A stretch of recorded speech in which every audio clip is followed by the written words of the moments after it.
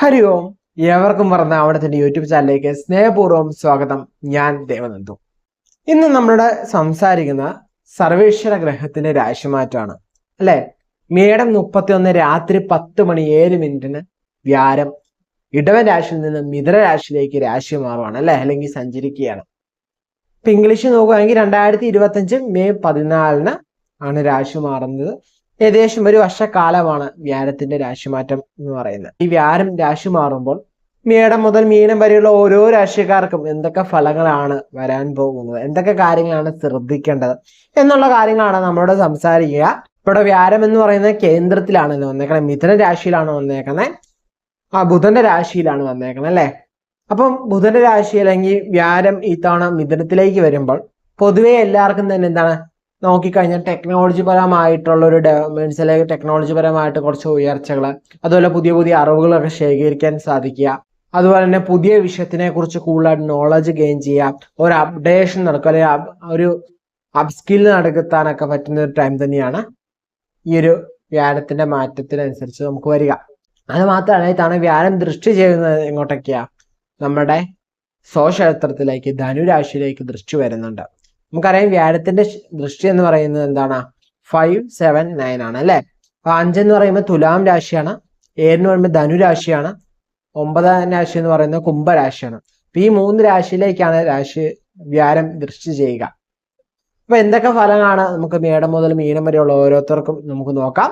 നമ്മുടെ ദേവനന്ദു എന്ന ഈ ചാനൽ ആദ്യമായിട്ട് കാണണമെങ്കിൽ ഒന്ന് സബ്സ്ക്രൈബ് ചെയ്യുക, തൊട്ടടുത്ത് പറഞ്ഞ ബെല്ലൈക്കൻ കൂടെ അമർത്തുക കേട്ടോ. എന്നാൽ മാത്രം നമ്മൾ എന്റെ വീഡിയോസ് അപ്പം തന്നെ നോട്ടിഫിക്കേഷൻ ലഭിക്കുകയുള്ളൂ. വീഡിയോ കാണുന്ന മുമ്പ് ലൈക്ക് ചെയ്തിട്ട് കണ്ടു തുടങ്ങുക കേട്ടോ. അപ്പൊ അധികം താമസിക്കില്ല, വീഡിയോയിലേക്ക് കിടക്കാം. ധനുരാശി മൂലം, പൂരാടം, ഉത്രാടം, കാലടം 1-2 നക്ഷത്രമാണ് ധനുരാശി എന്ന് പറയാം അല്ലെ.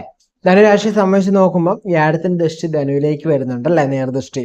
7ലാണ് വ്യാഴം നിൽക്കുക എന്ന് പറയാം. നമുക്കൊരു പോസിറ്റീവ് ആയിട്ടുള്ള എനർജി അല്ലെങ്കിൽ പോസിറ്റീവ് ആയിട്ടുള്ള വൈബ്രേഷനൊക്കെ നമുക്കൊന്ന് ഫീൽ ചെയ്യുന്ന ഒരു ടൈം തന്നെയൊക്കെ ടൈം എന്ന് പറയുന്നത്. 4 ശനിയുണ്ട്, അതുകൊണ്ട് തന്നെ ചെറിയ ചെറിയ തടസ്സങ്ങളൊക്കെ നമുക്ക് ചെയ്യാൻ സാധ്യതയുണ്ട് ശനി. പക്ഷെ നമുക്ക് ഗുരുവിന്റെ ദൃഷ്ടി എന്താണ്, നമുക്ക് ധനുവിലേക്ക് വരുന്നുണ്ട് അല്ലെ. സോ നമുക്കത് ഹെൽപ്പാവും, നമുക്ക് സഹായമാവും, ഭാവബലം നമുക്ക് പറയാൻ സാധിക്കും. 11ലേക്ക് വ്യാഴത്തിന്റെ ദൃഷ്ടി വരുന്നുണ്ട്.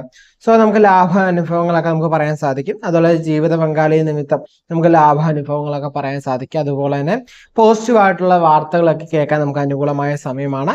അതുപോലെ നമ്മുടെ ലൈഫ് പാർട്ണറിന്റെ ഒരു സപ്പോർട്ട് നമുക്ക് കിട്ടാനുള്ള സാധ്യത കൂടുതലായിട്ടുള്ള സമയമാണ്. എല്ലാ കാര്യങ്ങളും നമ്മുടെ ലൈഫ് പാർട്ണറുമായിട്ട് ഡിസ്കസ് ചെയ്യുന്നത് ഉചിതമായിട്ടിരിക്കും. അതുപോലെ നമ്മുടെ എൻഡ് റിസൾട്ട് എന്ന് പറയുന്നത് നമുക്ക് അനുകൂലമായ ഒരു ഫലത്തെയൊക്കെ പ്രദാനം ചെയ്യുന്നത് തന്നെയാണ് കേട്ടോ.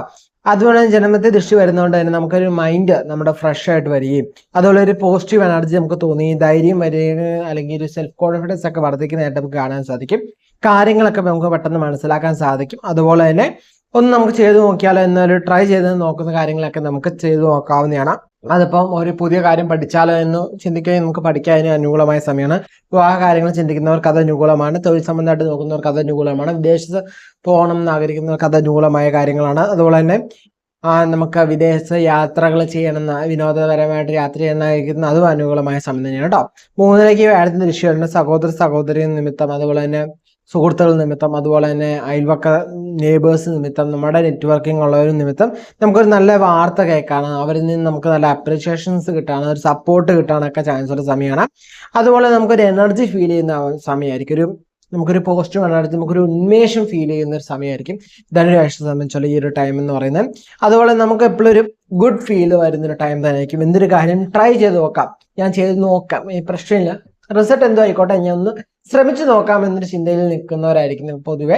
കാരണം ഈ ഒരു മൈൻഡ് സെറ്റ് ഡെവലപ്പ് ചെയ്ത് വരുന്നവരുടെ നിങ്ങളുടെ ലൈഫ് കുറച്ചുകൂടി ഒന്ന് ബൂസ്റ്റ് ആയി വരുന്നതായിരിക്കും. കാരണം ആ ഒരു ചിന്താഗതി, നമുക്ക് എന്തിനേയും ഫേസ് ചെയ്യാവുന്നൊരു ധൈര്യം, ഒരു ഫ്രഷ്നെസ് നമുക്കുണ്ടെങ്കിൽ തന്നെ നമുക്ക് എന്തൊരു കാര്യം ഫേസ് ചെയ്യാൻ പറ്റില്ല. ആ ഒരു സെൽഫ് കോൺഫിഡൻസ് നമുക്ക് ഉണ്ടെങ്കിൽ നമുക്ക് കുറച്ചുകൂടി ബൂസ്റ്റ് ചെയ്ത് എടുക്കാൻ പറ്റും. ഓക്കെ, സോ അത് പ്രിപ്പയർ ചെയ്ത് നോക്കാം. നല്ല ഈശ്വര വിശ്വാസത്തോടെ മുന്നോട്ട് ഹാപ്പി ആയിട്ട് പോകട്ടോ. ചില പ്രശ്നങ്ങളൊക്കെ വന്നാൽ പോലും നമുക്ക് എന്താണ് വ്യാഴം നമുക്ക് അതൊക്കെ അനുകൂലിച്ച് തരുന്നുണ്ട്. സോ നമുക്കറിയാം വ്യാഴം എന്ന് പറയുന്ന എല്ലാ കാര്യങ്ങളും നമുക്കൊരു പോസിറ്റീവ് ആയിട്ടുള്ള നിൽക്കുകയാണെങ്കിൽ നമുക്ക് പോസിറ്റീവ് ആയിട്ടുള്ള എനർജി പ്രൊവൈഡ് ചെയ്യുന്ന ആൾ തന്നെയാണ് വ്യാഴം എന്ന് പറയുന്നത് അല്ലെ. സോ വ്യാഴത്തെ സംബന്ധിച്ച് വ്യാഴത്തിന്റെ സ്വശാസ്ത്രമാണ് ധനു എന്ന് പറയുന്നത്. സോ ധനുവിലേക്ക് നേർദൃഷ്ടിയും വരുന്നുണ്ട്. സോ നമുക്ക് അനുകൂലമായ സാഹചര്യങ്ങളൊക്കെ നമുക്ക് കരുതാം. ഒരു പോസിറ്റീവ് എനർജി, പോസിറ്റീവ് ആയിട്ടുള്ള ഒരു ഫീല് ഒക്കെ വരാനുള്ള ചാൻസ് കൂടുതലാണ് കേട്ടോ. ഇത്രയൊക്കെയാണ് പൊതുഫലം എന്ന് പറയാം കേട്ടോ. എല്ലാവർക്കും മനസ്സിലായെന്ന് വിചാരിക്കുന്നു. അതുപോലെ തന്നെ നമ്മുടെ പേരും നക്ഷത്രം താരെ കമന്റ് ചെയ്യുകയാണെങ്കിൽ നമ്മുടെ ക്ഷേത്രത്തിൽ നടക്കുന്ന പൂജയിൽ നിങ്ങളുടെ പേര് നക്ഷത്രം ഉൾപ്പെടുത്തുന്നതാവും. അപ്പൊ പേര് നക്ഷത്രം വ്യക്തമായിട്ട് വായിക്കാവുന്ന രീതിയിൽ താരെ കമന്റ് ചെയ്യുകയാണെങ്കിൽ നമ്മുടെ ക്ഷേത്രത്തിൽ നടക്കുന്ന പൂജയിൽ നിങ്ങളുടെ പേര് നക്ഷത്രം ഉൾപ്പെടുത്താം കേട്ടോ. അതുപോലെ തന്നെ പലരും ചോദിക്കാറുണ്ട്, ഈ ഒരു പൊതുഫലം നോക്കുമ്പോൾ ഇതില് എത്രമാത്രം എങ്ങനെയാണ് കൂടുതലായിട്ട് അറിയാൻ സാധിക്കുക? നമ്മുടെ ജാതകത്തില് നമ്മൾ നോക്കിയാൽ മാത്രം നമുക്ക് വ്യക്തിപരമായിട്ട് നമുക്ക് എങ്ങനെയുണ്ട് ഓരോ ട്രാൻസിറ്റും എന്നറിയാൻ സാധിക്കുള്ളൂ.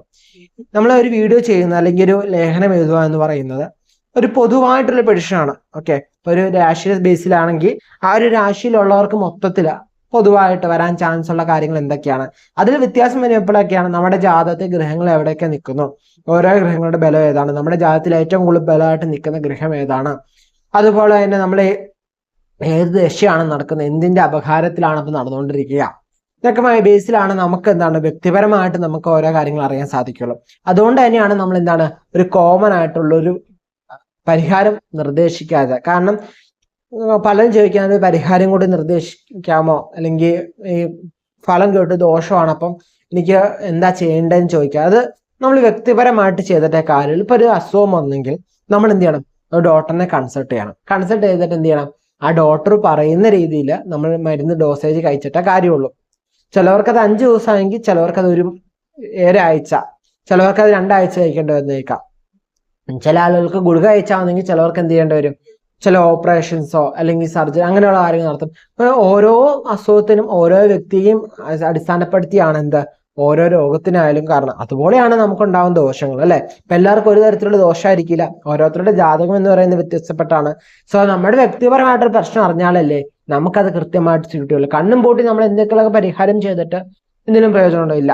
എന്ന് വെച്ചാൽ പ്രയോജനം ഉണ്ടെന്ന് ചോദിച്ചാൽ അതിന്റെ ഒരു ചൈതന്യം നമുക്കുണ്ടാവും, പക്ഷെ ആ ദോഷത്തിന് അത് പരിഹരിക്കാൻ അല്ലെങ്കിൽ ആ ദോഷത്തെ നിർവീര്യമാക്കാൻ ആ പരിഹാരത്തിന് ചിലപ്പോൾ നമുക്ക് പറ്റുന്നില്ല. പക്ഷെ 100 പേരെ ഒരേ പരിഹാരം ചെയ്ത് കഴിഞ്ഞാൽ അതിൽ 2 or 3 പേർക്ക് എന്താണ് ആ ദോഷം അങ്ങ് മാറിയിട്ട്. കാരണം എന്താ, അവർക്ക് ആ കറക്റ്റായിട്ട് വന്നിട്ടുണ്ടാവും, ബാക്കിയുള്ളവർക്ക് എന്താണ് ആ ദോഷം മാറിയൊന്നുമില്ല, വേറെ കുറെ ദോഷങ്ങൾ മാറി അല്ലെങ്കിൽ കുറച്ച് നെഗറ്റീവ് എനർജി കുറഞ്ഞിട്ടുണ്ടാവും.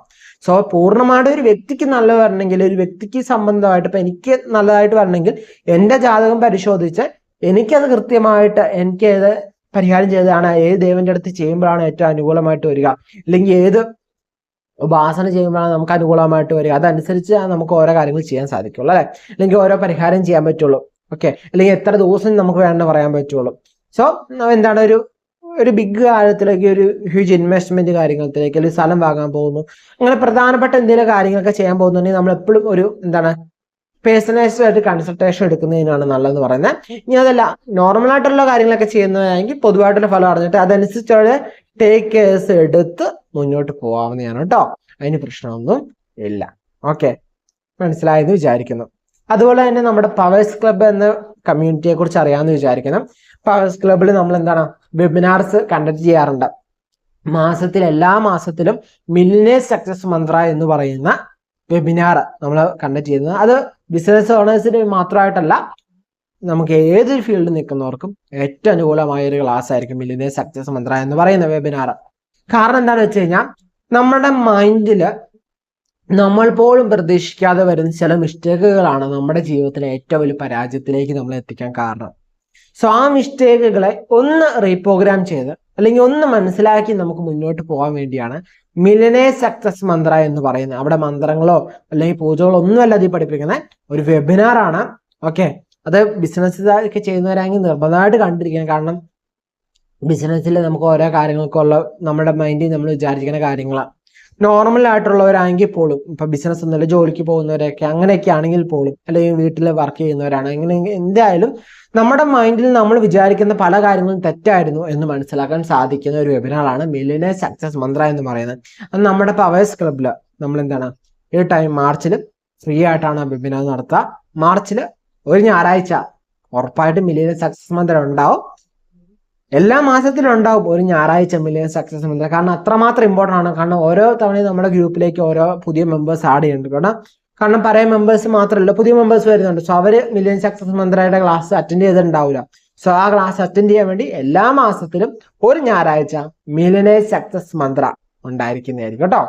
അപ്പം ഒന്ന് കണ്ടവർ നിർബന്ധമായിട്ട് 2ാമത്തെ തവണ കണ്ടിരിക്കണം. അതിന് കാരണം എന്താണ്, ആ ക്ലാസ്സിൽ തന്നെ നമ്മൾ പറയുന്നുണ്ട്. ഓക്കെ, കാരണം ഇതൊരു ഫ്രീ വെബിനാറാണ്. അപ്പം ഒന്നും ഉണ്ടാവില്ല, വാല്യൂ ഉണ്ടാവില്ല എന്ന് വിചാരിക്കില്ല. ഫ്രീ ആയിട്ട് നൽകുന്നതെന്ന് വെച്ചാൽ കൂടുതൽ പേരിലേക്ക് ഇത് എത്തട്ടെ എന്ന് വിചാരിച്ചാണ് മില്ലേനിയം സക്സസ് മന്ത്ര ഫ്രീ ആയിട്ട് നടത്തുന്നത്.